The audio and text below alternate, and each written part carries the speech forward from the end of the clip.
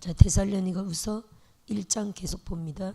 2장이죠. 2장 1, 2, 3까지 했네요. 2장 1절 2절.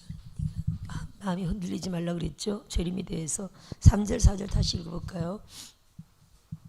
누가 어떻게 하여도 너희가 미혹되지 말라. 먼저 배교하는 일이 있고, 따라합시다. 먼저 배교하는 일이 있다. 네, 할렐루야. 자, 이 말씀을 언제 했다고? 사도 바울 작품이잖아요. 1950년은 최소한 지났잖아요. 그렇죠? 약 2000년 잡고 약 2000년 동안 지금 이루어지지 않았습니다. 그렇죠? 근데 우리가 지금 이 시대 우리가 말하는 배교는 사실 어떤 겁니까? 이 시대 우리가 지금 말하는 배교는 WCC, WEA, NCK 이런 게 배교입니다. 그렇죠? 그런데도 여전히 교회 활동을 하고 있어요, 없어요? 여전히 교회 활동을 하고 있죠. 혼합주의, 다원주의, 다 구원이 있다. 뭐 결국 쉽게 말하면 이런 뜻인데, 따라합시다. 다 구원이 있다. 이게 다원주의잖아요. 결국 뭐 쉽게 말하면 그런 의미입니다. 근데 다 구원이 있어요, 없어요? 절대 아니죠. 예수 외에는 없습니다. 그렇죠? 예수 이름만이 구원입니다. 근데도 뭐 불교, 도교, 천주교, 또 무슨 남묘회양개교, 무슨 이런 모든 종교들을 다 갖다 놓고 다 구원이 있다. 이게 WCC잖아요. 다 구원이 있다. 친하게 지내자, 화평하게 지내자 하면서 어깨동무하고 막 이렇게 노래하는 게 이게 WCC인데 결국 다 구원이 있습니까? 절대 아니죠. 이게 사실은 배교예요. 그래서 이들의 특징이 뭐냐면요. 뭘 금지합니까? 전도를 금지합니다. 다 구원이 있는데 왜 니네들만 전도하냐? 이거거든요. 우리 전도의 특징은 뭡니까? 예수 믿고 구원받는다. 안 믿으면 지옥 간다. 그거잖아요. 그럼 예수 믿고 구원받으면 다른 종교는 다 지옥 가야 되는데 그들의 주장은 뭡니까? 다 구원이 있다. 왜 우리 지옥 가느냐? 우리도 구원받는다. 너희들만 구원받는 게 아니라 그들은 구원을 인정 안 하는 게 아니라 다 구원이 있다는 거거든요. 이게 사실은 배교 활동입니다. 배교인데도 완전히 지금 시진핑처럼 교회를 때려 부수잖아요. 포크레인으로 때려 부수고 교회 생활 못하게 하잖아요. 이거는 배교가 아니에요. 전부 다 어디로 들어갔습니까? 지하 교회로 다 들어가 버렸잖아요. 교회들이. 그렇죠? 주님을 부인한 게 아니라, 교회를 부인한 게 아니라, 예수 그리스도를 부인한 게 아니라 핍박 때문에 전부 다 지하로 들어갔죠. 이건 배교가 아닙니다. 이거는 그냥 박해예요. 따라합시다. 박해다. 박해는요 우리 신앙을 오히려 더 좋게 합니다. 물론 그 교회를 떠나는 사람도 있겠지만 박해하면요 교회는 더 생명력 있게 살아납니다. 그래서 중국의 지하교회는 유명하죠. 중국의 지하교회가 그렇게 박해했더니 지금 지하교회가 1억 5천만이 넘는다고 하잖아요. 엄청납니다. 지하교인들이. 지금 시진핑이 또 이제 시진핑 박해 시대가 또 시작이 됐는데 하나님이 또 중국의 많은 교회들이 지금 뭐 만지시고 있겠죠, 분명히.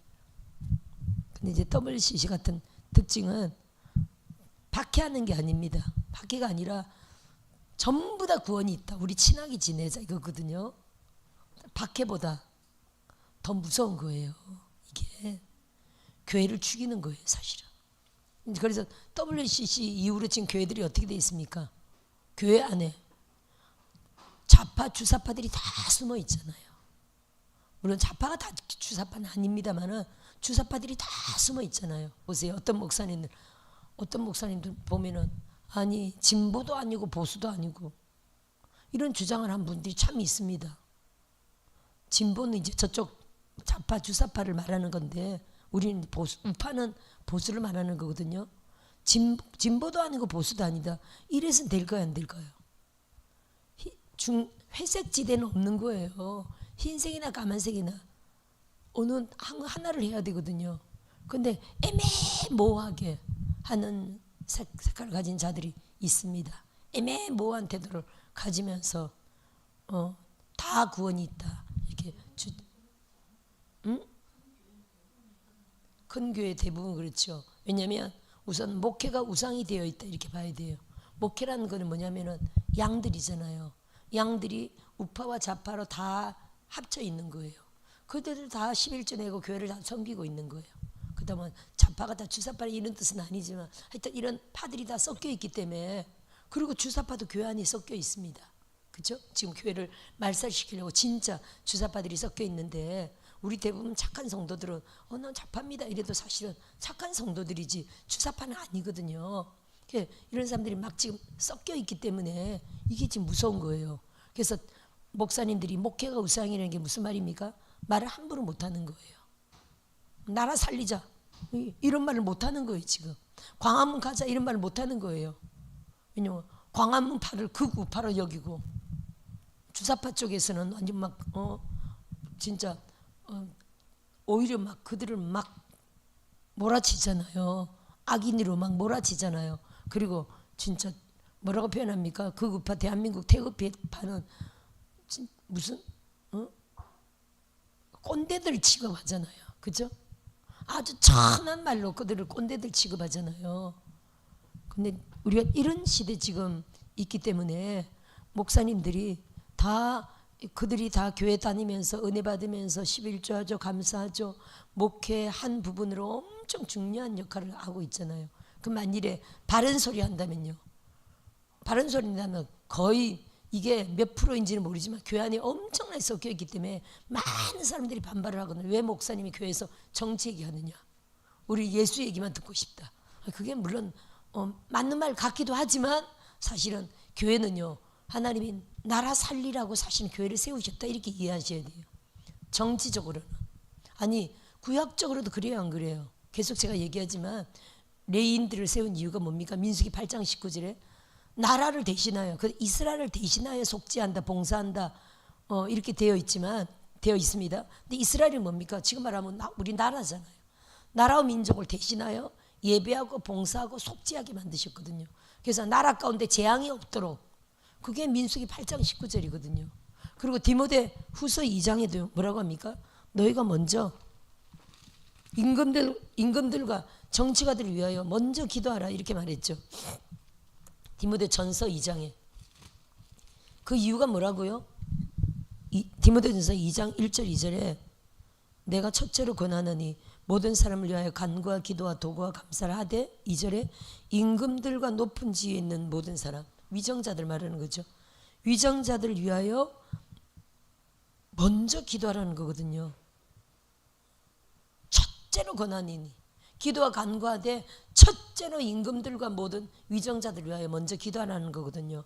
그 이유가 뭐라고요? 우리가 경건하고 단정하게 평화로운 생활을, 고요하고 평안한 생활을 하기 위하여, 대통령과 위정자들을 위하여 먼저, 즉 나라와 민족 살리기 위하여 먼저 기도하라.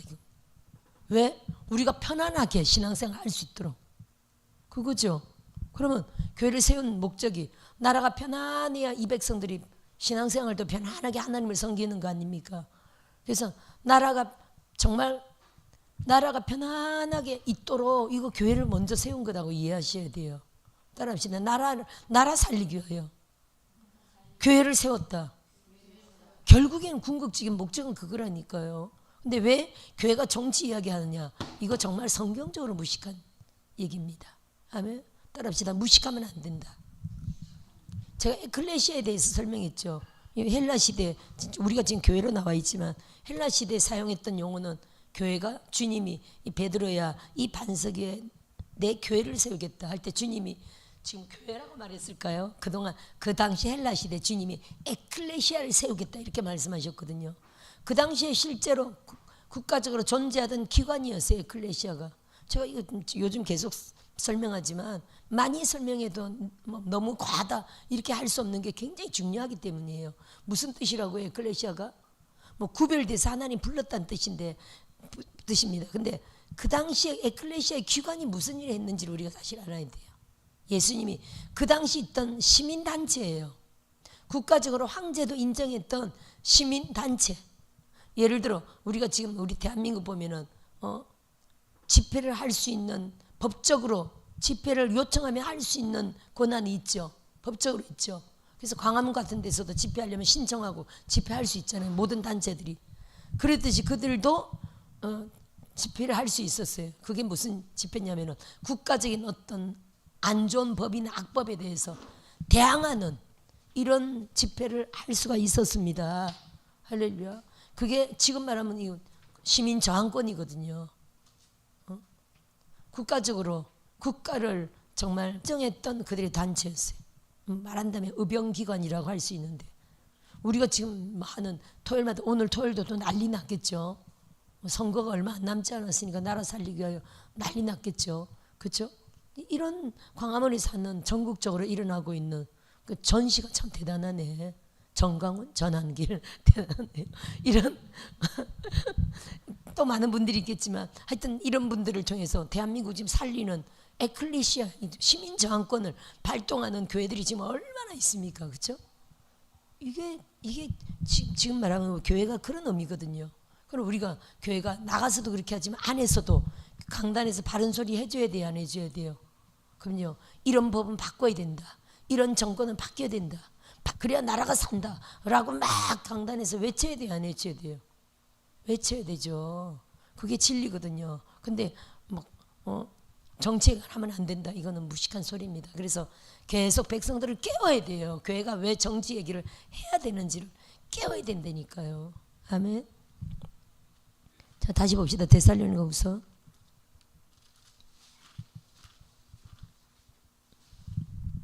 배교하는 일이 있고, 지금 말한다면 이제 WC 그런 종류라는 거죠. 저 불법의 사람 곧 멸망의 아들이 나타나기 전에는 그날이 이르지 아니하리라. 불법의 사람, 멸망의 아들은 우리 지금 시대 말한다면 적그리스도의 출현을 말하는 겁니다.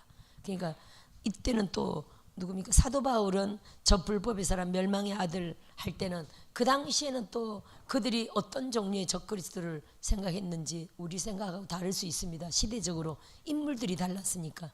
아마 어떤 그 당시에는 그들을 계속 핍박하는 게 교황이었죠. 교황. 로마 황제나 로마 교황. 그래서 아마 그런 종류의 사람들을 생각했을지 모릅니다. 근데 이제 그 시대가 지나가고 그들은 다 죽었습니다.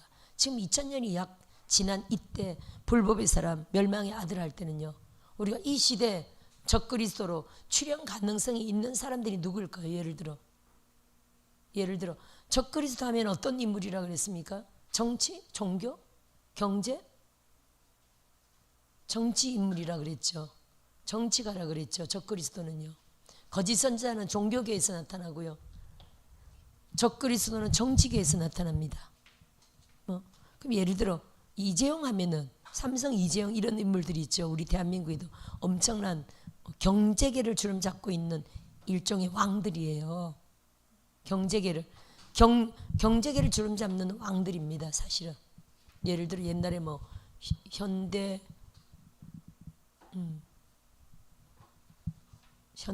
누구? 현대 정주영,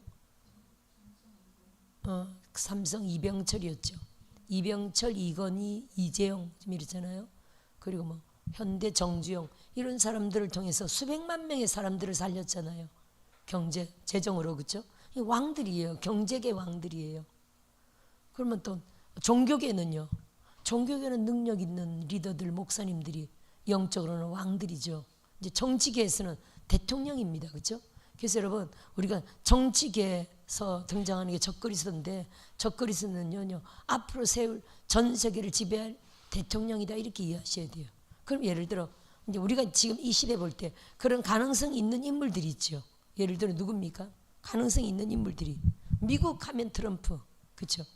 또 중국 하면 시진핑, 또 프랑스 하면 마크롱, 뭐 또 러시아 하면은 푸틴, 이렇게 엄청난 왕들이, 대통령들이 있습니다. 또 앞으로 세워질 많은 왕들이 있을 겁니다. 우리가 이 시대 만일 누가 적그리스도로 세워질까 하면은 어쨌든 영향력 있는 그런 대통령 중에 한 사람이 전 세계를 지배하는 이렇게 불법의 사람, 멸망의 아들로 세워진다, 이렇게 사실은 이해할 수 있습니다. 뭐 트럼프란 뜻이 아니고 그럽니다. 이제 그때 봐야 알지만 뭐가 들어가야 됩니까? 지금 현재 앞으로 세워질 그 인물 위에, 인물 안에 뭐가 들어가야 됩니까?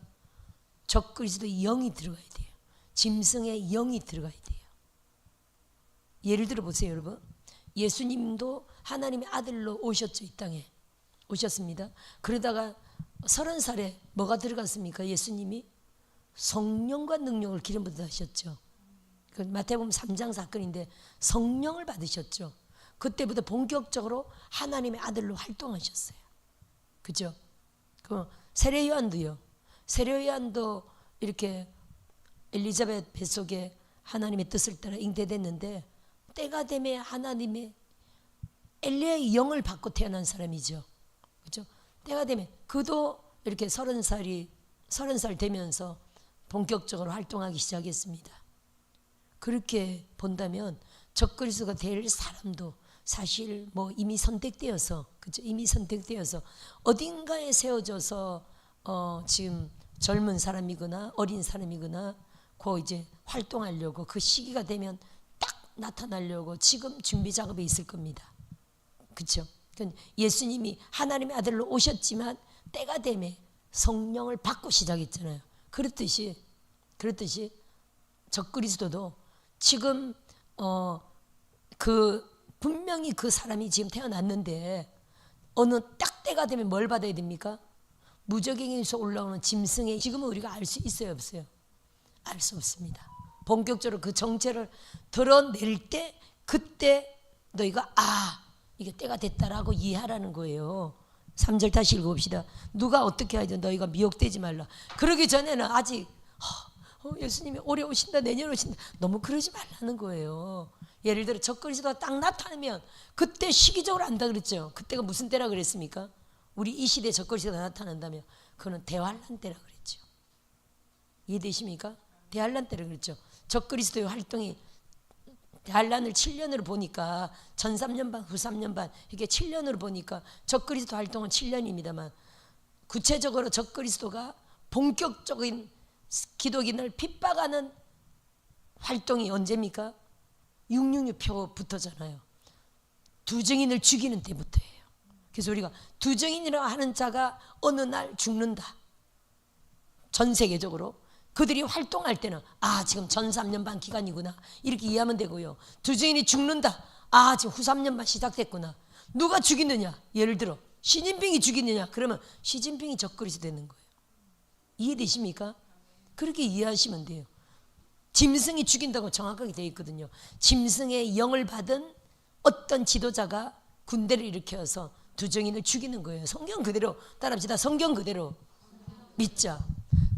그런 사건들이 일어나기 전에는 아직은 누군지 확실하게 얘기할 수는 없어요. 물론 적그리스도가 어떤 작업을 했냐면은 3년 반 동안 처음에 전 3년 반 동안 전 세계적인 평화 조약을 맺어요.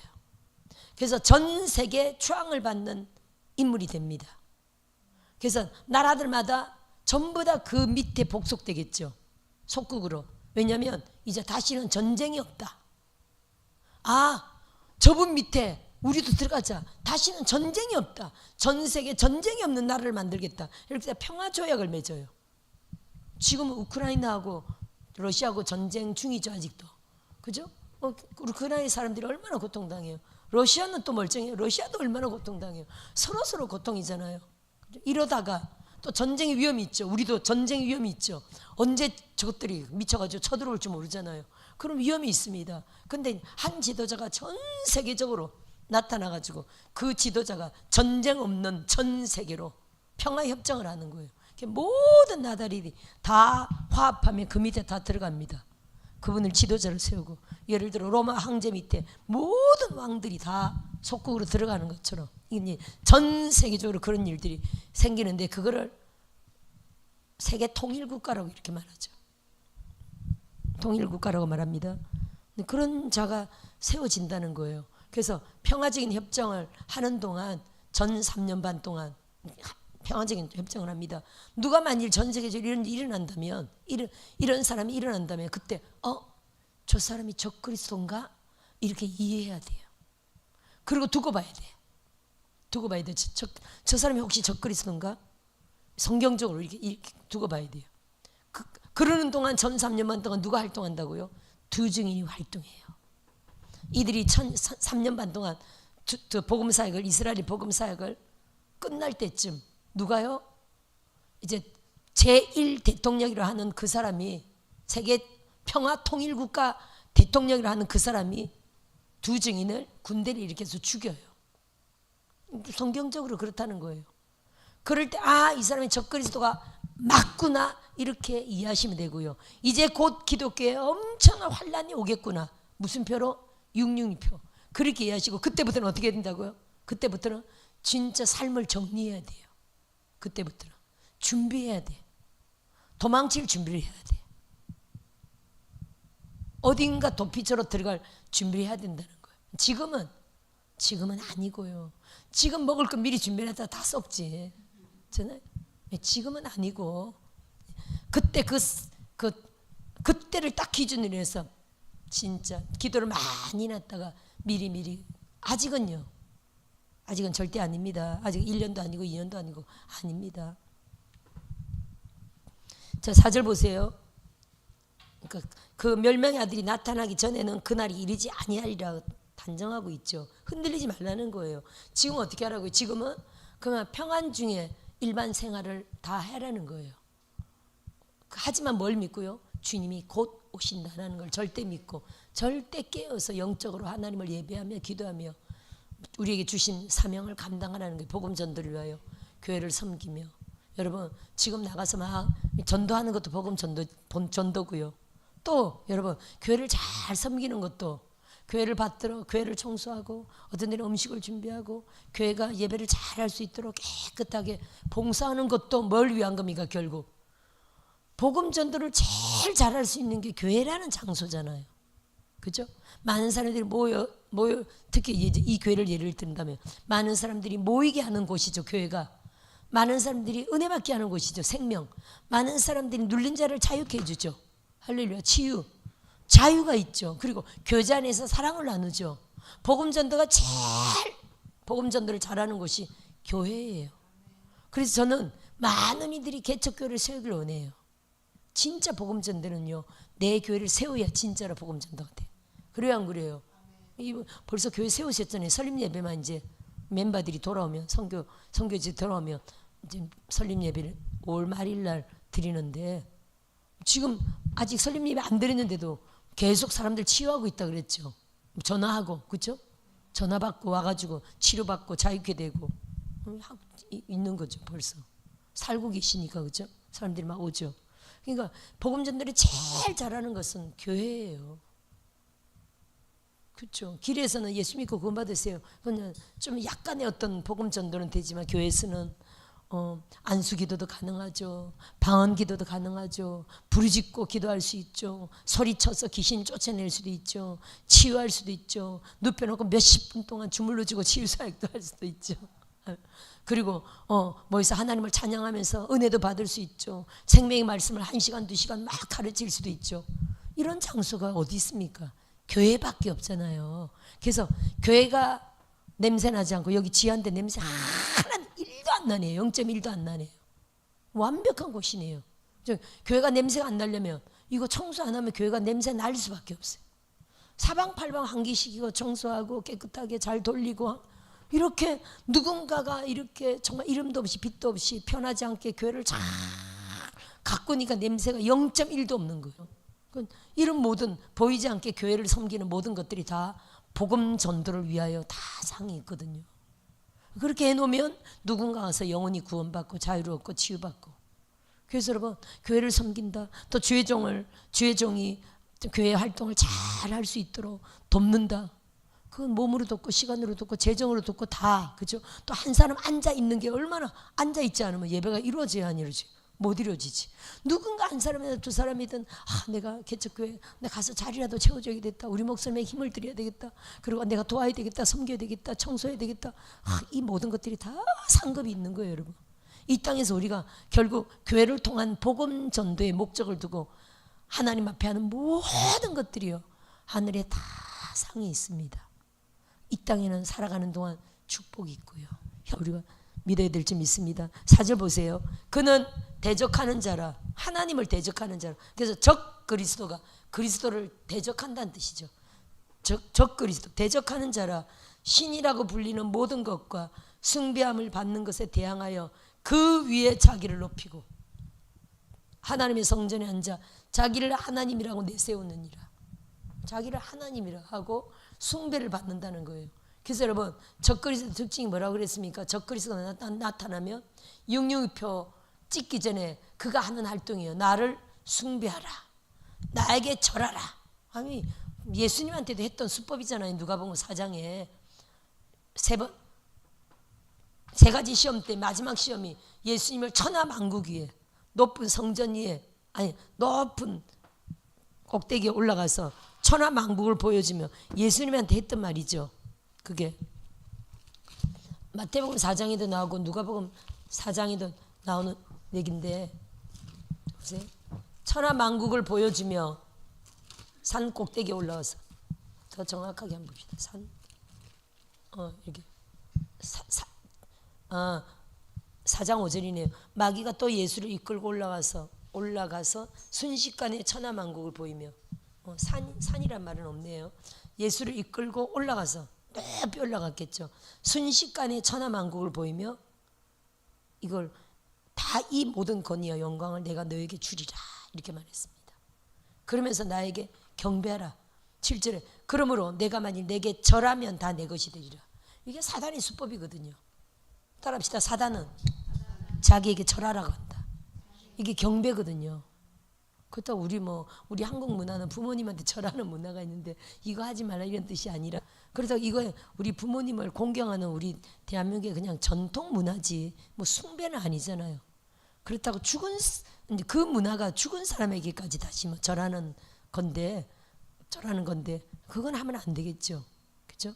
그래서 엎드려 절하는 문화는 점점 우리 대한민국에도 이제는 기독교 문화가 점점 이렇게 커지면서 부모님한테 엎드려 절하는 문화도 점점 없어질 줄 믿어요.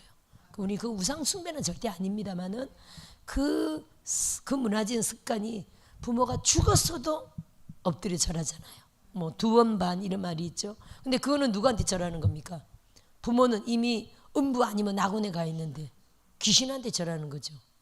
그래서 우리가 지금 살아계실 때 절하는 문화가 사실은 앞으로 없어지는 게 사실 바람직한 겁니다. 그죠? 그럼 외국 사람들은 엎드려 절할까 절 안 할까요? 외국 사람도 엎드려 절 안 하죠. 그러면서도 부모 공경하잖아요. 그들은 안고 사랑하고 키스하는 문화잖아요. 그죠? 어?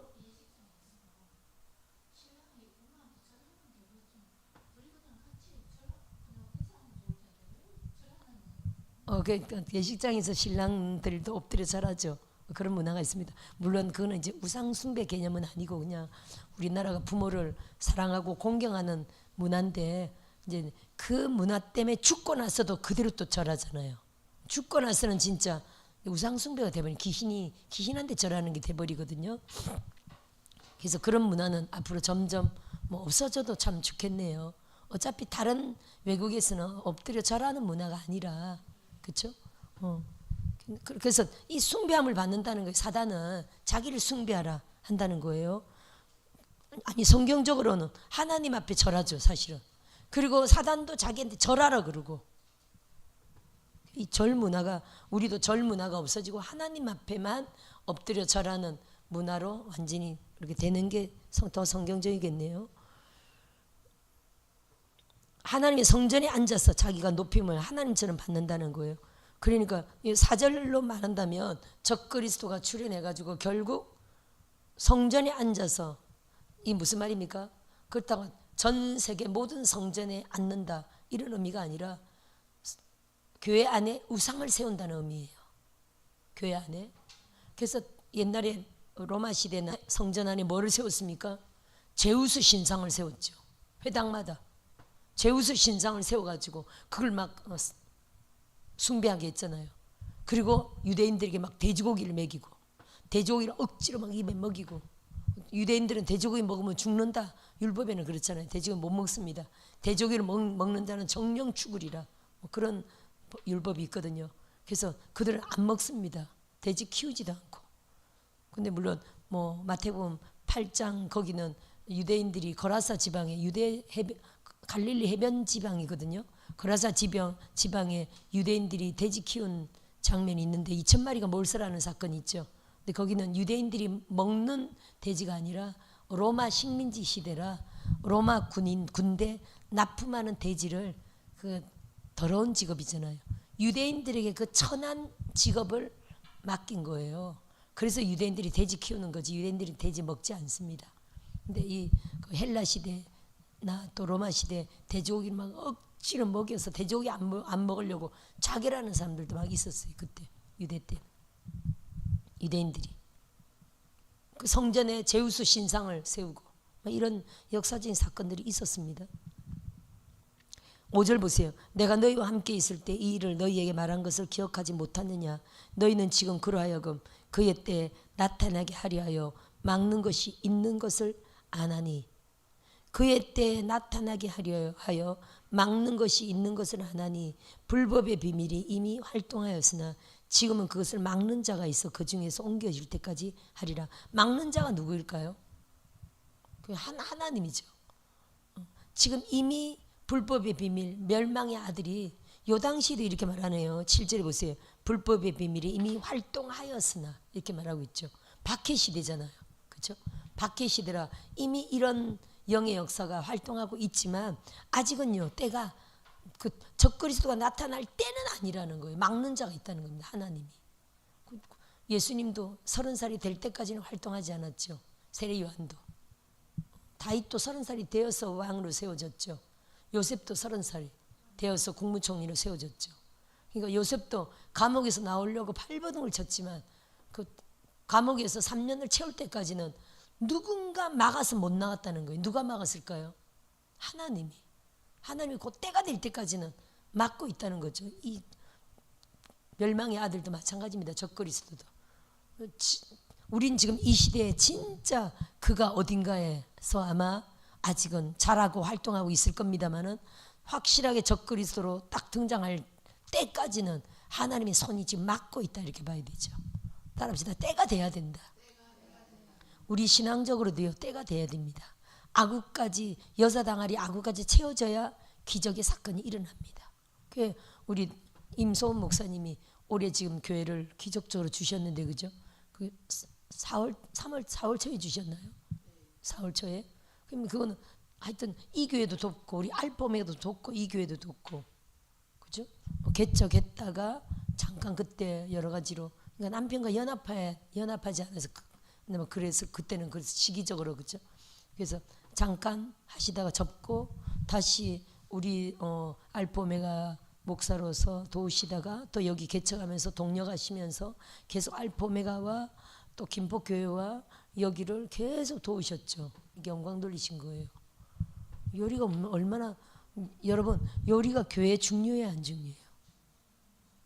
전부 다 너무 중요하죠. 아멘.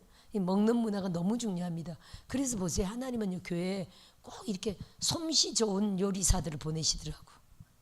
저도 33년 보면은 물론 이 정도 요리사는 최고 요리사입니다. 이분은 최고 요리사지만 그 33년 동안 보면 솜씨가 좋은 권사님들 있죠. 식당을 할 만한 분 이렇게 정말 맛깔스러운 이런 분들 또 식당 경분들 권사님 분들을 주방을 아예 도맡게 하시더라고요. 그분들은 막 누가 하면 싫어해. 꼭 당신이 해야 돼. 이런 그 부르심이죠. 부르심입니다. 그게 절대적인 부르심이라 하기 싫어하는 게 아니라 막 하고 싶어 했어요. 그분들은 아주 딱 차요. 근데 그런 분들이 집사로 들어와서 헌신하면서 권사가 되고 나중에 신학교가 우리가 세워졌잖아요. 신학교가 세워지면서 다 열정이 있으니까 전부 다 신학교로 들어와가지고 주방을 봉사했던 집사님 권사님들이 전부 다 목사가 됐어요. 그러면 그분들의 특징은요 전부 다 여러분 손의 능력을 엄청나게 주셨어요. 손으로 하나님께 영광을 돌리시더니 손의 능력을 엄청 주셨어요.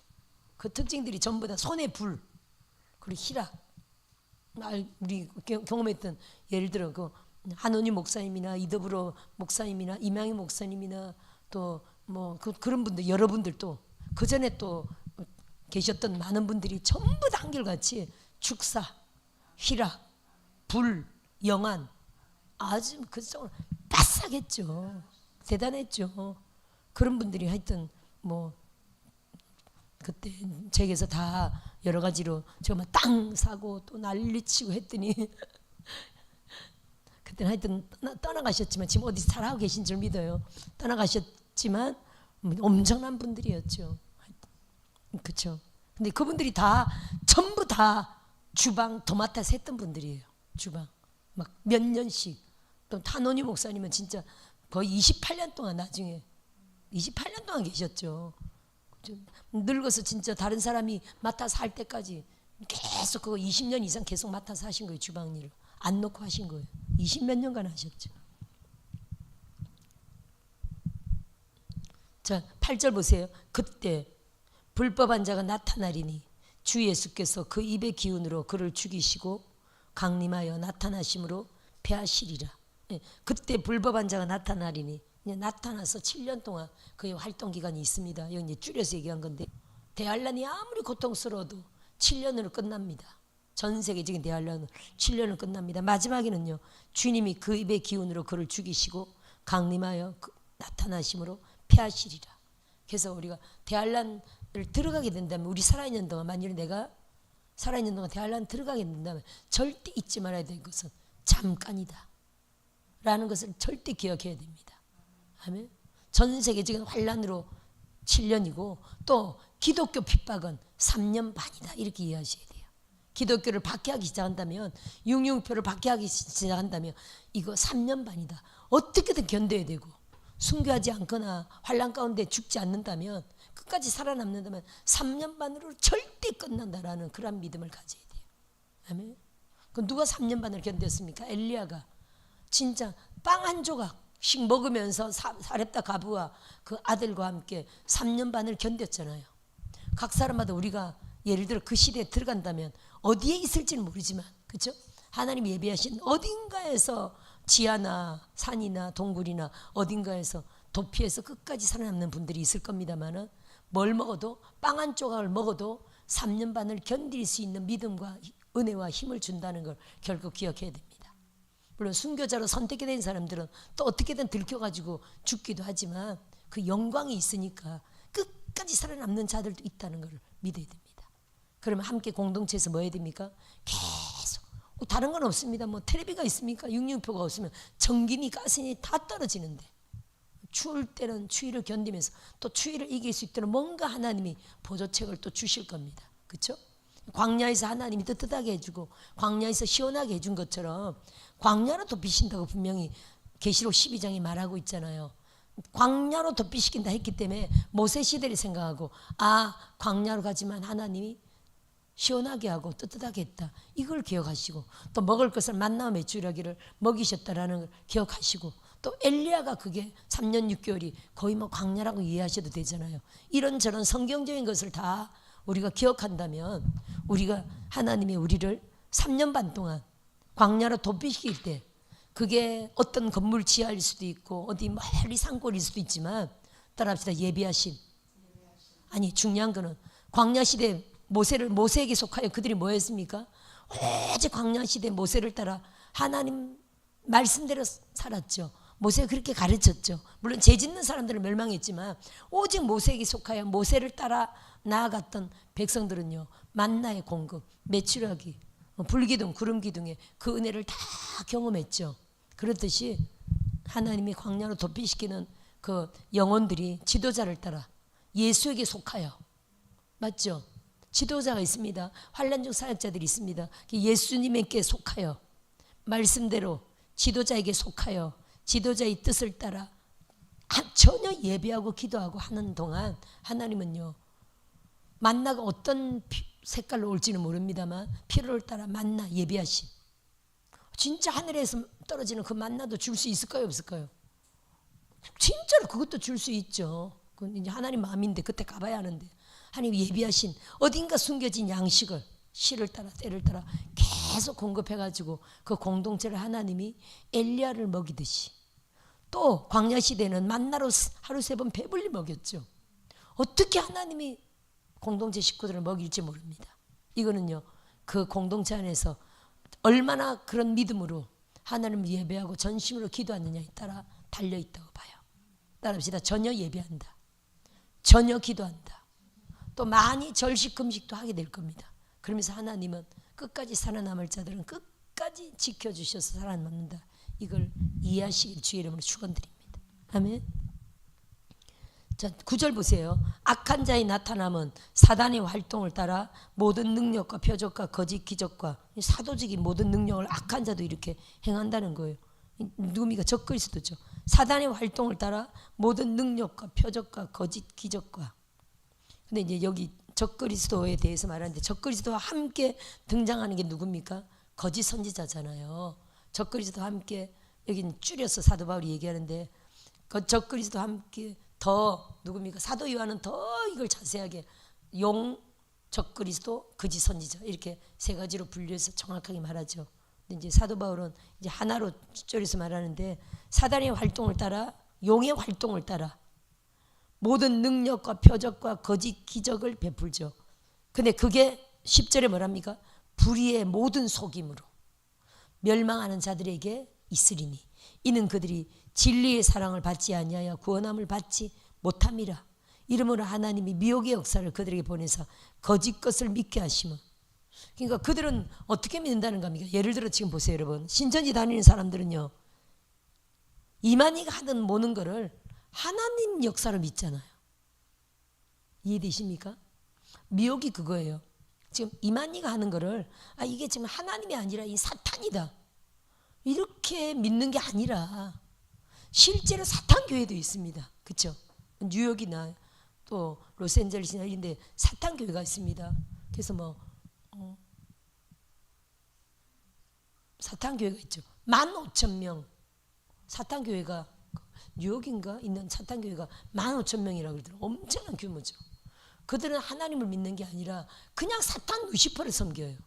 대놓고 사탄 루시퍼를 섬겨요. 그리고 그들의 기도는요, 우리가 원수마귀 더러운 귀신아 떠나라 하듯이 그들은 사탄의 이름으로 교회를 막 추방하는 기도를 해요. 교회를 까부수는 기도를 해요. 교회와 목사를 그 지역에서 막 추방하는 기도를 해요. 그래서 그들의 그 힘이 세고 교회가 기도가 약하면요 개척교회들 문을 막 닫습니다. 사탄의 영이 있더라. 사탄도 그렇게 기도한다니까, 사탄 교회도. 근데 지금 신천지 같은 경우는요 사탄 교회입니까? 아니면 그냥 교회입니까? 아니 그냥 교회죠. 그들은 교회인데 이건 이단 사입이잖아요. 교회입니다. 성도들이 사탄 교회인 줄 알고 다닙니까? 하나님 교회인 줄 알고 다닙니까? 그게 문제라니까요. 그들은 지금 하나님을 믿고 있어요. 그 신천지 교회 다니면서 하나님을 믿고 있다니까요. 보혜사 성령인 줄 알고 믿고 있다니까요. 그들도 그 안에서 예수를 믿고 있다니까요. 근데 미혹의 영이에요. 천국이라고요, 지옥이라고요? 다 지옥 가죠. 어리석어서 다 지옥 가는. 그래서 그 잘못 믿고 있다니까요. 우리는 바른 하나님을 믿고 하나님, 예수님, 성령님을 믿죠. 그들은요 이만이라는, 그래서 누구에게 속했냐가 중요해요. 이스라엘 사람들은 정확하게 고린도전서 10장 4절에 모세에게 속하여 구름과 바다에서 세례를 받고 하늘 아래에서 바다를 통해서 세례를 받았잖아요. 그렇게 돼 있거든요. 고린도전서 정확하게 읽어요. 모세에게 속하여. 저는 그 말이 너무 은혜가 돼요. 모세에게 속하여. 따라합시다. 지도자에게 속하여. 그렇게 돼 있거든요. 2절에 보세요. 1절에 우리 조상들이 다 구름 아래에 있고 바다 가운데를 지나며 10장 1절. 형제들아 나는 너희가 알지 못하기를 원하지 아니하노니. 알기를 원한다는 거죠. 알지 못하기를 원하지 아니하노니. 부정해 절대 긍정을 뜻하거든요. 우리 조상들이 다 구름 아래에 있고 바다 가운데로 지나며 모세에게 속하여 구름과 바다에서 세례를 받았고, 모세에게 속하여 구름과 바다에서 세례받고, 모세에게 속하여 신령한 음식을 먹었고 만나, 모세에게 속하여 신령한 음료를 마셨고 반석에서 나오는 물. 그러니까 모세, 거룩하고 능력 있는 모세에게 속하여 영적인 사람들로 모두가 세워졌다는 거죠. 그 반석은 곧 그리스도라. 그렇죠? 누구에게 속했냐가 참 중요합니다. 이만희에게 속한 사람들은 1000% 다 지옥 가죠. 근데 그들은 지금 1000% 천국 간다고 믿고 신앙생활 하고 있거든요. 이게 얼마나 억울해요. 무식하고, 한마디로 무식하죠. 바보들이고, 그 중에 또 하나님의 또 절대 은혜로 빠져나오는 사람들도 있을 겁니다만은, 그죠?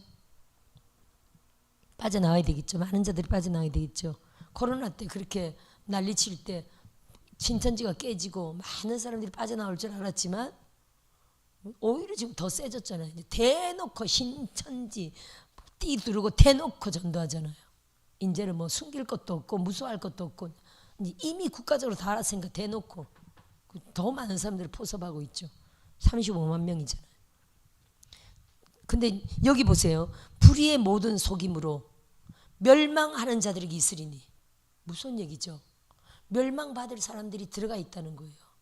아닌 사람들이 있기 때문에 빨리 그들을 구원하는 일이 사실 필요합니다. 이걸 집중적으로 사역하는 분들도 있겠고, 우리 가족이 들어가 있다면 절대적으로 끄집어내야 되겠죠. 아멘. 그 들어가 있는 사람들은 뭐라고 표현합니까? 10절에 보세요. 이는 그들이 진리의 사랑을 받지 아니하여 구원함을 받지 못함이라. 진리의 사랑, 참 진리의 복음을 듣지 못한다는 거예요. 우리가 참 진리의 복음을 듣고 있다는 거는요, 이게 지금 하나님의 사랑받는 자라는 뜻이에요. 내가 어떻게든 인도받아가지고, 내가 어디서든지 어디에 있든지 인도받아가지고 이런 영적인 교회로 와서 이 말씀을 듣고 있다. 바른 신천지가 아니라 이런 이 마지막 때에 들어야 할 진짜 영적인 바른 말씀을 듣고 있다. 이거는요, 하나님의 선택받은 사라는 의미를 사실은 갖고 있습니다. 아멘. 저 11절 보세요. 그러므로 하나님이 미혹의 역사를 그들에게 보내사 거짓 것을 믿게 하시면, 이 참 무서운 말이죠. 하나님이 미혹한 역사를 그들에게 보냈대. 사실 이 지구 가운데 허락됐죠. 그리고 개인적으로 선택받지 못한 사람들에게 미혹의 역사를 하나님이 허락했다는 거예요. 예를 들어 우리에게도 하나님이 주의 종으로 세우려고 어떤 경우에 고난을 허락해서 우리를 강한 자로 훈련시키는 경우가 있죠. 그렇듯이 이 자들에게는요, 미혹의 역사까지 허락해가지고 진리의 복음을 듣지 못하고 거짓 것을 믿게 하고 구원받지 못하도록 이렇게 돼 있다는 거예요. 12절 진리를 믿지 않고 불의를 좋아하는 모든 자들로 하여금 심판을 받게 하려 하심이라. 그래서 여러분, 우리의 삶 가운데 불법은 1도 허용해서는 안 됩니다. 불의는 1도 허용해서 실패할지라도 저 천국은 붙잡아야 되겠죠. 근데 보세요, 지금 뭐 믿지 않는 사람들까지는 얘기는 할 필요 없고, 방송사 이런 건 믿지 않는 사람들이 또 많지만, 교회들로만 한다면 교회 주의 종들도 지금 이번에 대통령 탄핵시킨 교회가 많잖아요, 여러분. 무슨 뜻입니까 이거? 주의 종들이 다 어딘가 올무에 잡혀 있다는 거죠. 그죠? 원래는 안 그랬는데, 원래는 하나님의 종이었는데 사단의 올무에, 지금 김일성 정권 말하는 거죠. 주사파의 그 악한 올무에 다 묶여가지고 지금 이 대통령을 탄핵시키면 안 된다고 한 일은 나갈 수 없도록 북에서 지령을 다 받고 있다고 이렇게 봐야 되겠죠. 올무에 다 묶여가지고. 근데 여러분, 그러면 그들은 이 땅에서 창피하고 부끄러워가지고 진짜 자기를 온전히 고백하지 못한다 그러면 이 땅에서는 살아남는다 할지라도 지옥 가는 멸망의 자식이잖아요. 사실은 이 땅을 포기하더라도 나는 이 땅에서는 실패한 인생이다. 부끄럽고 자기 수치를 다 드러내고 고백해야 되겠죠. 내가 이런 북한의 지령을 받았다. 이런 실수를 했다. 그 방북했던 사람들은 다 올감이 다 씌워져 있잖아요. 지금 우리가 다 아는 얘기지만, 그렇죠? 그러면 이걸 솔직히 까놓고 내가 이 땅에서는 저주받고 실패한 인생으로, 정말 사람들에게 낙인 찍힌 인생으로 실패자로 나를 온전히 내려놓더라도 천국은 가져야 되잖아요. 근데 사람들이 이 땅에서 사람들에게 드러나는 것이 부끄러워가지고 북한 지령을 듣다가 지옥 인생 되는 거 아닙니까? 할렐루야. 그래서 여러분, 이 땅에서 우리가 아무리 육적으로는 실패하더라도 영혼을 성경시켜야 될 점이 있습니다. 나사로 같은 인물은 보세요. 나사로 같은 인물이 정말 부모도 나오지 않습니다. 아내도 나오지 않습니다. 자식도 나오지 않습니다. 집도 없습니다. 아무것도 없습니다. 자기 혼자 다 버려진 인생, 받은 인생이었죠. 다 가진 것 같은 부자보다 더 대단한 인물이었죠. 그래서 이 땅에서 절대 실패자 된다 할지라도 천국은 취하여야 하는데, 이 땅에 많은 교회들이, 복음을 아는 교회들이, 믿지 않는 자들은 그렇다 쳐도요, 혹여 방송사 사장들이나 뭐 판사, 검사, 교수 이런 사람들은 그렇다 친다 할지라도, 장관, 국회의원들 그렇다 친다 할지라도, 교회 지도자들이면 복음을 꿰뚫고 아는 자들이고 수십 년 동안 지금 복음과 함께 일한 종들인데 막판에 그 사단이 올무에 걸려가지고 주님을 버리고 지옥을 택한다는 게 말이 됩니까, 여러분? 12절 말씀이 그들이 지금 불의를 허용한 거 아닙니까? 그렇죠? 근데 처음에 조그만 게 이게 점점 그들을 도운 거죠. 북한을 도와서 간접 활동을 계속 이들이 도와서 도운 거죠. 교회적으로 헌금도 많이 god해서 북한 사람들 살려야 된다고 그때 사랑의 쌀 보내기 하면서 얼마나 북한을 위해서 여러분 헌금했어요, 안 했어요? 북한을 위해서 헌금 엄청 많이 했죠. 그게 지나가 보니까 다 북한에 돈 보내는 작업이었어요. 죄종들이 우리 속아가지고 얼마나 많이 헌금했어요. 근데 이제 끓인 것들이 쌓여가지고 이들이 이제는 더 돌이킬 수 없는 길을 가버린 거예요. 계속 조금 야금야금 그들이 지령을 따라서 했던 일들이 북한을 계속 도운 거, 간섭활동 계속 도운 거, 김일성 계속 도운 것들이 쌓여가지고 오랫동안 쌓여가지고 이제는 따라합시다. 돌이킬 수 없는 강을 건너버린 겁니다. 그래서 올무에 딱 묶여가지고 결국 박근혜 탄핵시키고 윤석열 탄핵시킨 것까지 갔잖아요. 박근혜 무슨 죄 있었습니까? 그들이 다 만들어낸 죄지 죄가 없어요. 윤석열은 죄가 있습니까? 다 만들어낸 죄예요. 죄가 없습니다. 의로운 사람을 지금 죽인 겁니다. 한국 교회가 진짜 일어나야 될 줄 믿고요. 바른 소리 해야 되고요. 할렐루야. 전 국민을 깨워야 됩니다. 아멘. 좀 더 읽어볼까요? 13절 주께서 사랑하시는 형제들아 끝까지 읽으면 되겠네요. 가르침을 받은 전통을 지키라 라는 내용이네요. 같이 한번 읽어봅시다. 시작. 주께서 사랑하시는 형제들아 우리가 항상 너희에 관하여 마땅히 하나님께 감사할 것은 하나님이 처음부터 너희를 택하사 성령에 거룩하게 하심과 진리를 믿음으로 구원을 받게 하심이 전 우리에게 적용합니다. 너무 감사하죠.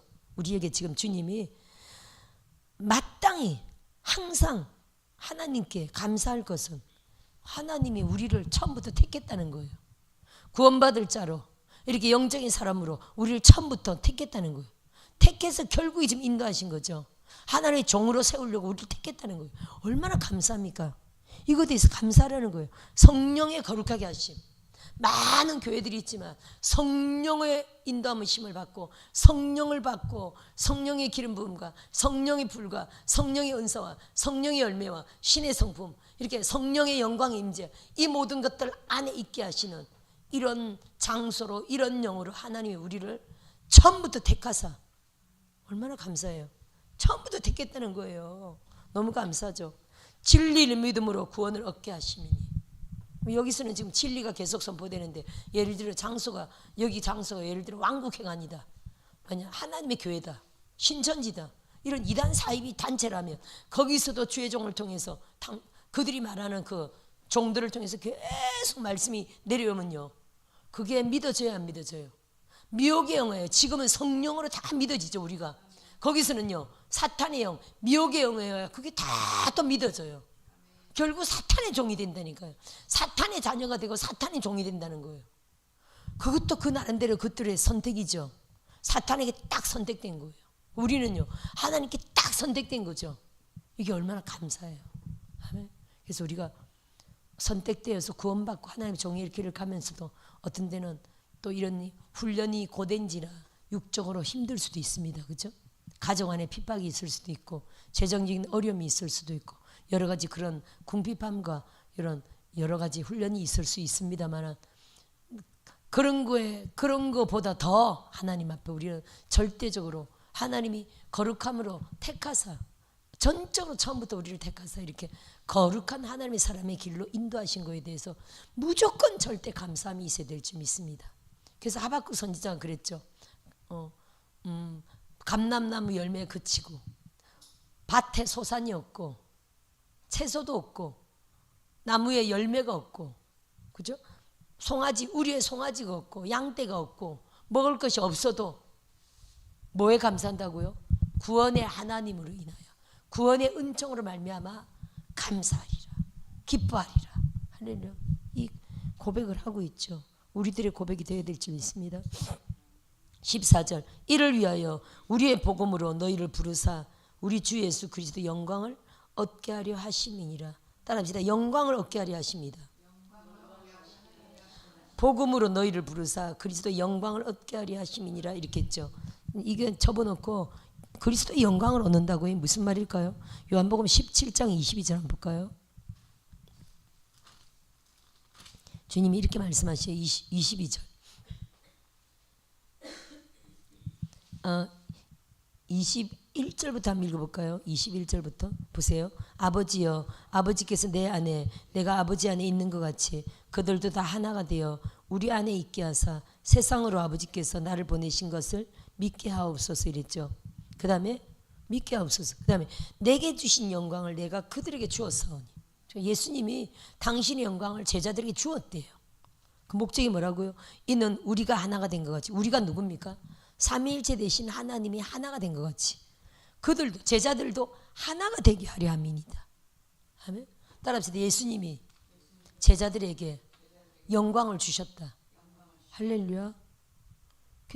그럼 데살로니가후서 2장 14절 볼까요? 제자들에게 영광을 주신 이유가 제자들이 하나가 되게 하기 위하여. 주의 종들도 다퉈야 안 다퉈요. 주의 종들도 불협화음이 있죠. 다투기도 하죠. 그래서 나가기도 하죠. 그죠? 단체마다. 우리 알파에서는 그래도 아직 다투고 그런 분들은 못 봤는데 그래도 의견이 안 맞고 이런 일이 있을 수도 있을 겁니다. 서로 그래도 이해하고 참고 덮어주고 이렇게 잘 그래도 화합하면서 가시는데 이게 다 다투게 하는 영들이죠 사실은. 그래서 주님의 목적은요 제자들이 하나가 되게 함이 위함이라는 거예요. 그래서 영광을 풀어놓으셨다는 거예요. 따라합시다. 우리에게 영광을 풀어주셨다. 그리스도의 영광을 우리에게 주신 게 우리가 하나가 되게 하여 하나님 영광 안에서 우리가 더 사랑으로 하나 되고 서로 돕는 하나가 되어서 정말 사랑의 공동체로 영광의 공동체로 세워지기 위함이라는 거예요. 그래서 그 알파 오메가 가면 거기 현수막이 있는데 하나님을 영화롭게 하는 영광스러운 교회. 따라합시다. 하나님을 영화롭게 하는 영광스러운 교회. 그건 알파 오메가의 표인데 우리 개개인적으로도 이 교회잖아요. 하나님을 영화롭게 하는 영광스러운 교회가 되어야 할 줄 믿습니다. 아멘. 영광스러운 교회. 영광스러운 것은 연합을 하나가 되게 하리며 우리가 사랑으로 하나 되고 연합되고 이런 의미도 있고요. 또 구약적인 개념으로 영광을 많이 말씀하셨는데 주의 영광 할 때는 영광이 뭐냐면요. 한번 찾아볼까요? 영광이 뭐냐면은 출애굽기 16장 한번 볼까요? 먼저. 아니 14장부터 나오네. 14장.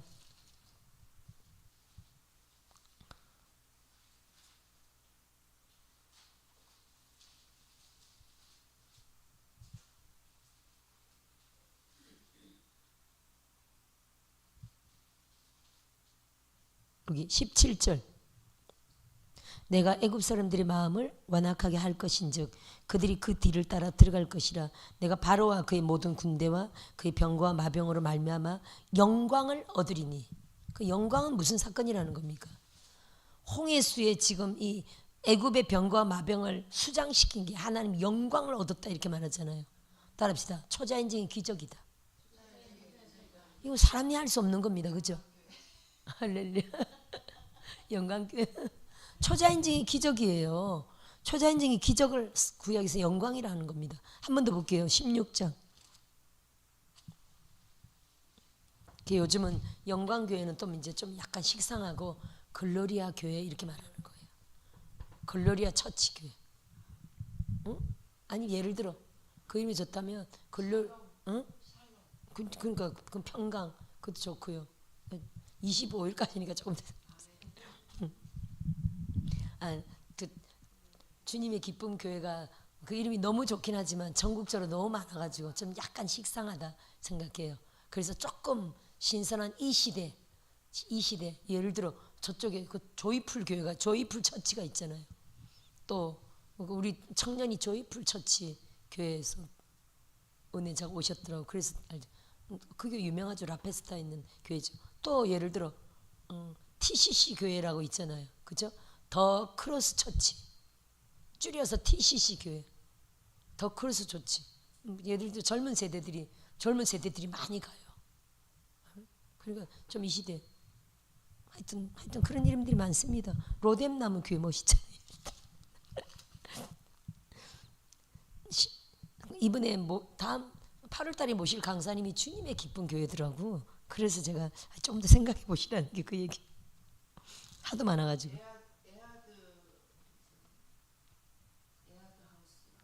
그런 교회도 있죠. 좀 어려운 이름이네요. 자, 16장 한번 보세요. 16장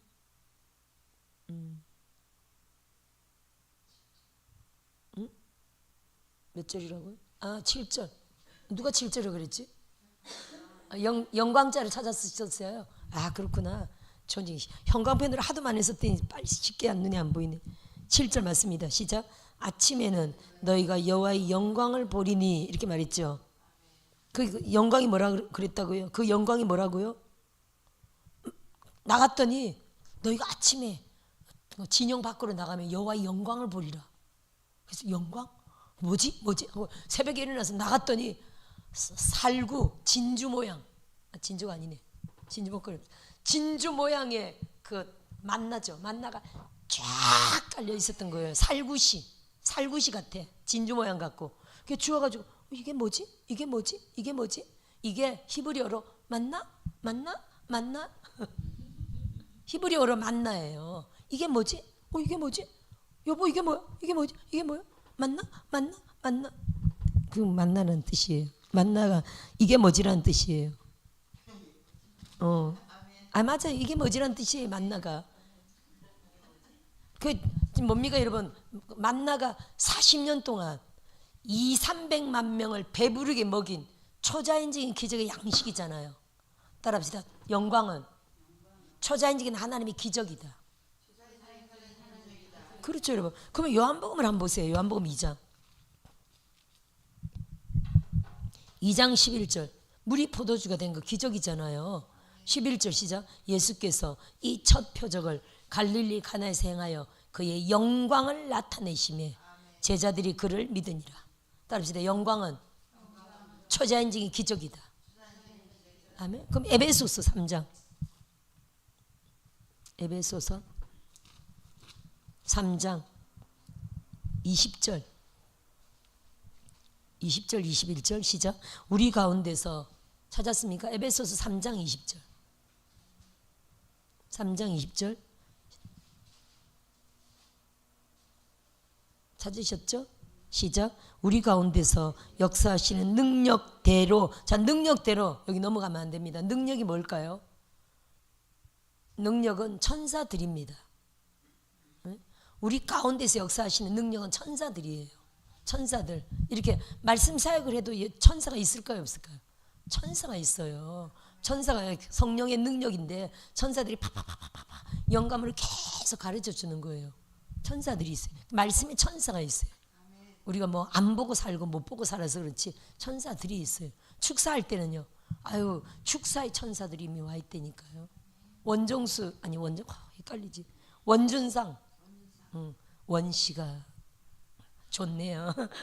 원준상 선교사님, 원종수 권사님, 원종수 선교사님도 유명하죠. 이제 권사가 아니라 이제 선교사님이죠. 원준상 선교사님 옆에는 여러분 큰 신유의 천사가 있죠. 손을 딱 대면 나와버리는 거예요. 그분은 뭐 5분 10분 기도하는 게 아니라 이렇게 나을지어다 예수님 뭐 기도 짧게 하대요. 뭐 30초 1분 짧게 기도하고 손 딱 띄면은 나와버리대요. 손 딱 띄면 어떤가 보라 그러면 멀쩡해 울고불고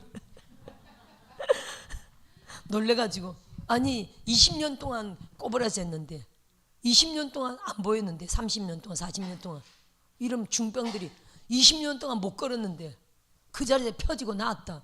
울겠어요 안 울겠어요? 놀래가지고 막 울고불고 막 난리치고 온 가족도 끌어안고 난리치고 그게 큰 신유의 천사가 옆에 딱 있는 거예요. 저 잠실체육관에 옛날에 그때 막 신유 사역자들 외국에서 오고 막 그럴 때 한번 갔을 때 보니까 잠실체육관이 얼마나 큽니까?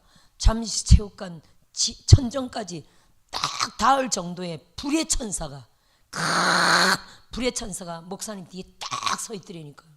그 사역장을 통해 얼마나 치료 역사가 많이 일어나는지 이 천사들의 역사예요. 그 샴볼주 목사님이 외국에서 왔을 때도 그 예배당 그 큰 성전이죠. 큰 성전 안에 곳곳에 천사들이 다 큰 천사들이 서 있더라니까요. 이게 그 주의 종들 큰 사역하는 주의 종들은요 큰 천사가 와야 돼요. 제가 이 사역을 지금 아직은 작은 사역이잖아요. 이 사역을 제가 크게 하려면요 뭐가 와야 된다고요? 큰 천사가 딱 와야 돼요. 근데 저 올 줄 믿어요. 응? 할렐루야. 더 큰 천사. 할렐루야. 더 이제 천사들도 더 우리가 이제 어떻게 하냐 천사들이 점점 세져요. 세지고 강해지고. 그 옛날에 이성구 목사님이 아니 큰 더 천사가 더 커지고 더 세지면요 사역이 강력해져요. 아멘. 말씀의 천사나 치유 천사나 이런 축사 사역이나 이런 천사들이 딱 와 있으면요 사역이 강력해집니다. 아멘. 보이십니까? 천사가 보이십니까? 할렐루야. 몇 번 보셨어요? 그래요. 제 옆에 천사 3명 있는 걸 몇 번 봤다고요? 헐 믿습니다. 저는 맨날 주님 좌우에 큰 능력의 천사장들을 보내주심을 감사합니다. 이렇게 믿음으로 기도하죠. 믿음으로 기도하고 그냥 믿는 거지. 믿음으로 기도하고 믿는 거지. 사실은 제가 보진 않았는데 물론 뭐 천사를 본 적은 있지만 지금 제 옆에 있는 걸 보지는 않고 복이라는 단어를 계속 썼잖아요.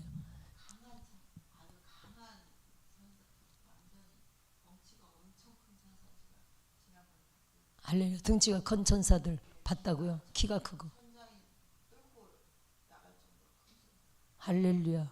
천장을 뚫고 가는 천사를 보셨다고. 할렐루야. 그럼 벌써 왔구나.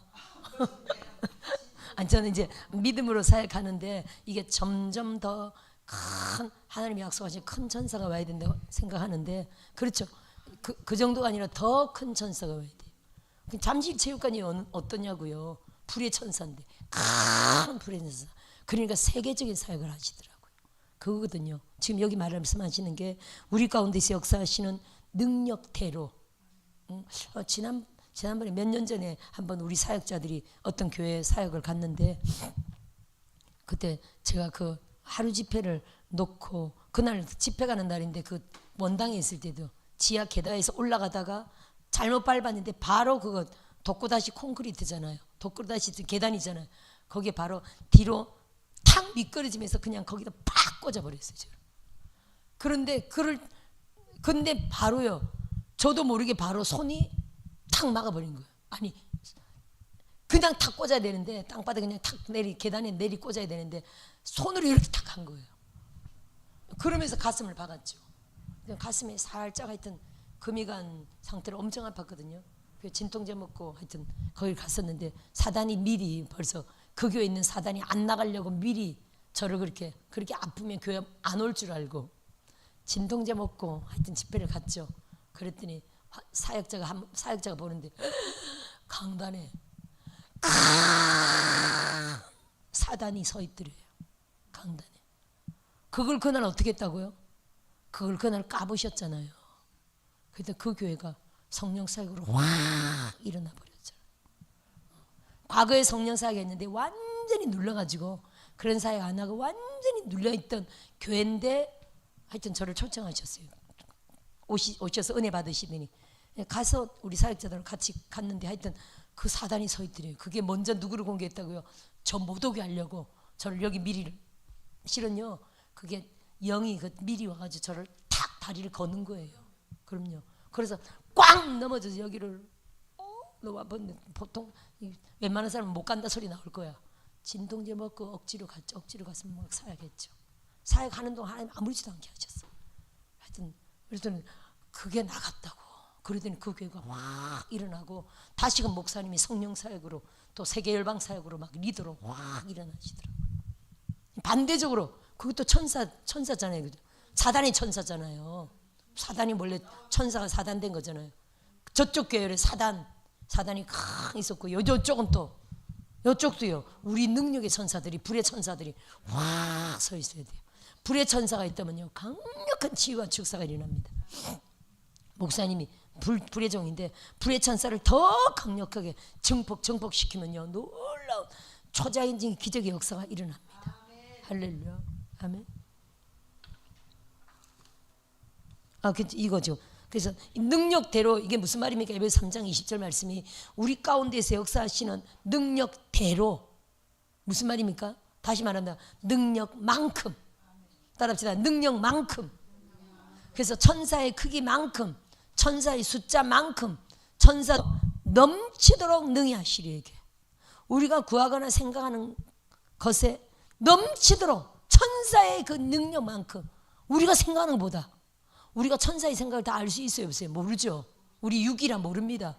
근데 우리가 구하는 것보다 생각하는 것보다 더 넘치도록 역사하게 하는 것은 천사의 역량이라는 거예요. 아멘. 천사들이 예를 들어 큰 천사 지붕을 뚫을 정도의 큰 천사가 뚱뚱한 천사가 있다 그랬잖아요. 큰 천사가 그럼 제가 더 확실하게 보는 듯이 믿어야 되겠네. 할렐루야. 보는 듯이 믿어야 되겠네요. 그러면 우리 생각은요 조그만 거 생각하는 우리는 요만큼 생각하는 거야. 근데 천사들이 생각은 엄청나게 큰 걸 생각하고 있는 거죠. 그러니까 우리 생각보다 우리가 구하는 것보다 훨씬 더 크게 천사는 역사한다는 거예요. 믿음으로 받겠습니다. 세계적으로 역사하신다고요. 세계적으로 쓰실 거라고요. 할렐루야. 그건 제가 어릴 때부터 받은 비전인데 지금은 작지만 그러니까 중요한 건 세계적으로 나가려면 어떻게 된다고요? 천사들이 증폭돼야 돼요. 숫자가 늘어나야 되고요. 세계적으로 역사하는 종들이 있죠. 강단에 천사들이요 쫙 서 있어요 여러분. 아멘. 큰 천사들이요 쫙 서 있어 가지고요 막 앉아있는 사람들이 막 벌떡벌떡 일어나고 막 뒤집어지고 꼬꾸라지고 이런 역사들이 누가 한다고요? 주의 종의 말 선포 한마디에 천사들이 확 날아가서 막 다 뒤집어 놓는 거예요. 아멘. 그런 역사들이 있습니다. 더 사모하고 하나님의 능력을 더 사모하고 또 교회를 통해서 복음 전도가 이루어지도록 교회를 돕고 주의 종을 돕고 더 사모하고 각 사람마다 하나님이 주실 천사들이 있어요 없어요? 있죠. 있습니다. 천사들이 많이 예비되어 있다니까요. 우리가 사모함으로 그것들을 구하면요 때를 따라 딱 와요. 사람마다 때를 따라 와요. 계속 구하면 계속 와요. 천사들이 증폭돼요. 숫자가 많아져요. 아멘. 이것을 믿읍시다. 자, 영광에 대해서 설명을 했죠. 다시 본문으로 데살로니가후서 2장 10절. 복음으로 우리를 부르사 그리스도의 영광을 얻게 하려 하십니다. 15절. 그러므로 형제들아 우리 보고 하는 말입니다. 그러므로 형제들아 굳건하게 사서 말로나 우리의 편지로 가르침을 받은 전통을 지키라. 절대로 흔들리지 말고 지금 2절 때문에 이런 말을 하는 거 아닙니까? 1절 2절 때문에 영어로나 말로나 편지로나 흔들리지 마라. 주의 날 재림 때문에 흔들리는 자들에게 하는 말 아닙니까? 그렇죠? 백두산이 터진대요. 어떻게 해요? 주님 곧 오신대요. 어떻게 해요? 이런 말에 흔들리지 말라는 거예요. 전쟁이 일어난대요. 어떻게 해요? 따라합시다. 전혀 예배하면 기도한다. 전혀 예배하면 기도하면요 전쟁이 일어난다고 두려움이 있어요 없어요? 참 예배와 기도가 감사한 게 백두산이 터진다 그래도 마음이 편안하고 전쟁 무슨 얘기해도 마음이 편안하고 주님이 곧 오신다 그래도 마음이 편안하고 그런 말들에 흔들리지 않죠. 중요한 거는 따라합시다. 샬롬이다. 우리 마음 가운데 샬롬이 이게 하나님의 은혜예요 여러분. 아멘. 그 전통을 지키라는 거예요. 가르침 받은 대로. 16절 마지막 절인 것 같습니다. 16절 17절 시작. 우리 주 예수 그리스도와 우리를 사랑하시고 영원한 위로와 좋은 소망을 은혜로 주신 하나님 우리 아버지께서 너희 마음을 위로하시고 모든 선한 일과 말에 굳건하게 하시기를 원하노라. 우리가 굳건해야 됩니다. 그래서 고린도전서 15장 한번 볼까요? 15장 58절 15장 58절 여기도 부활에 대한 내용이었어요. 근데 끝에 부활에 대한 내용은 뭡니까? 결국 주의 강림과 부활과 뭐 휴거 이런 결국 그런 내용과 결국 연결된다고 봐야 되는데 마지막은 이렇게 말합니다. 58절 시작. 그러므로 내 사랑하는 형제들아 견실하며, 옛날에 이걸 굳건하며 이렇게 변해서 굳건하며 흔들리지 말고 항상 주의 일에 더욱 힘쓰는 자들이 되라. 이는 너희 수고가 주 안에서 헛되지 않은 줄 알미라. 아니 재림이 다가왔다고 주님 언제 오세요? 맨날 기다리기만 하지 말고 뭐에 힘쓰라고요? 주의 일에 힘쓰라. 제가 자주 드리는 말씀이잖아요.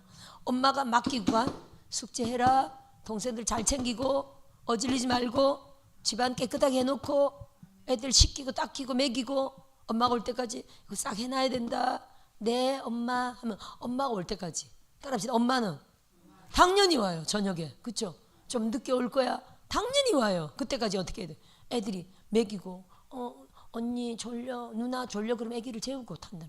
싹 치우고 깨끗하게 설거지 해놓고 그죠? 애들 씻기고 닦이고 숙제도 다 해놓고 싹 해놓고 오면 아니요 엄마 열심히 했어요. 그래 힘들었어. 너무 수고했어. 착해.